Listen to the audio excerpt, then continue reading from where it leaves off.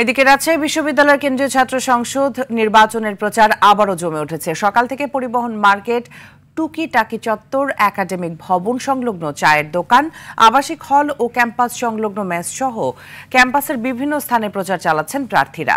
Vote oh দোয়া চাওয়ার পাশাপাশি দিচ্ছেন নানা প্রতিশ্রুতি। শিক্ষার্থীদের মাঝে লিফলেট, ইশতেহার বিতরণ করছেন তারা।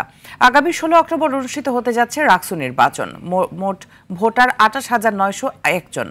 8টি একাডেমিক ভবনের 17টি কেন্দ্রে ভোট গ্রহণ অনুষ্ঠিত হবে।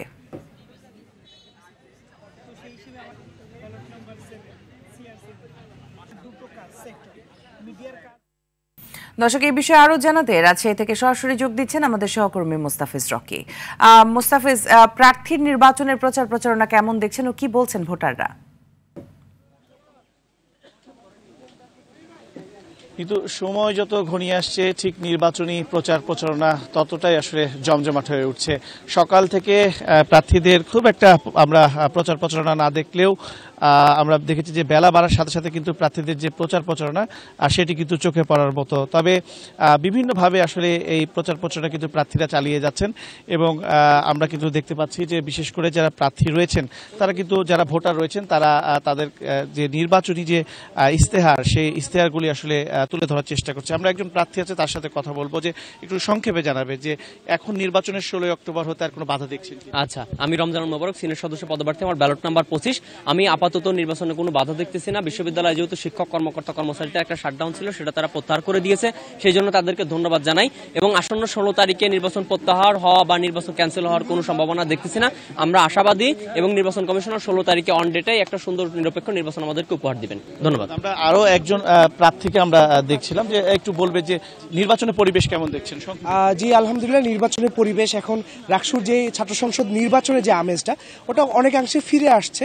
উৎসব মুখর একটা পরিবেশ। আমরা লিফলেট দিচ্ছি, ভোটারদের কাছে যাচ্ছি, তাদের কথা শুনছি এবং আমাদের কথা যেটা তাদের কাছে পৌঁছে দিচ্ছি। ভোটারদের প্রত্যাশাটা আসলে কি জানাচ্ছে আপনাদের? ভোটারদের আসলে 35 বছর পরে তো রাকসু হচ্ছে, তাদের কমন যেটা আমরা প্রবলেমটা ফাইন্ড আউট করছি সেটা হচ্ছে আবাসন ব্যবস্থা নিয়ে তারা আর কি ভোটাররা সংখ্যা বেশি প্রকাশ করছে। তবে এখানে ভোটারদের কাছে আমাদের একটি মেসেজ, সেটা হচ্ছে যে রাজশাহী বিশ্ববিদ্যালয়ের 50 বছরের আবাসন ব্যবস্থার একটি মাস্টার প্ল্যান আছে, একাডেমিক বিল্ডিং এর মাস্টার প্ল্যান আছে, যে কোন বিল্ডিং কোথায় 10 তলা হবে 50 তলা হবে, কিন্তু একাডেমিক মাস্টার প্ল্যান নাই। আমরা কিভাবে পড়ালেখা করব, আমাদের এটা প্রোগ্রেস আপগ্রেড কিভাবে হবে, তো আমরা এটা পৌঁছে দেওয়ার চেষ্টা করছি যে আমাদের পড়ালেখা বা গুণগত মান যেটা এটা কিভাবে ইমপ্রুভ করা যায়, ওই জায়গাটা আর কি আমরা মেসেজটা দেওয়ার চেষ্টা করছি। আমি তো শুনছিলেন যে আসলে প্রার্থীরা বিভিন্নভাবে আসলে যে প্রচার প্রচারণা সেটি চালিয়ে যাচ্ছেন। পাশাপাশি আমরা কিন্তু দেখেছি যে রাজশাহী বিশ্ববিদ্যালয় প্রশাসন পাশাপাশি নির্বাচন কমিশন আগামী যে 16 অক্টোবর যে রাকসু নির্বাচনটি অনুষ্ঠিত হতে যাচ্ছে তারাও সার্বিক যে প্রস্তুতি সেটি তারা নিচ্ছেন। মূলত আসলে সকালের দিকে ক্যাম্পাসে প্রার্থীরা প্রচার প্রচারণা চালাচ্ছেন এবং বিকেল থেকে এবং সন্ধ্যা এবং রাত পর্যন্ত তারা কিন্তু অনাবাসিক যেগুলো বিশ্ববিদ্যালয়ের আশেপাশে যে হলগুলি রয়েছে সেগুলোতে তারা যাচ্ছেন এবং তারা কিন্তু প্রতিশ্রুতি তুলে ধরছেন।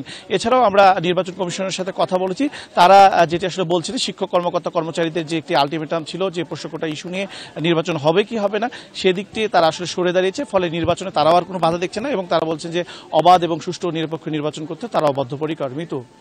জি মুস্তাফিজ, অসংখ্য ধন্যবাদ আপনাকে আমাদের সাথে যুক্ত হওয়ার জন্য।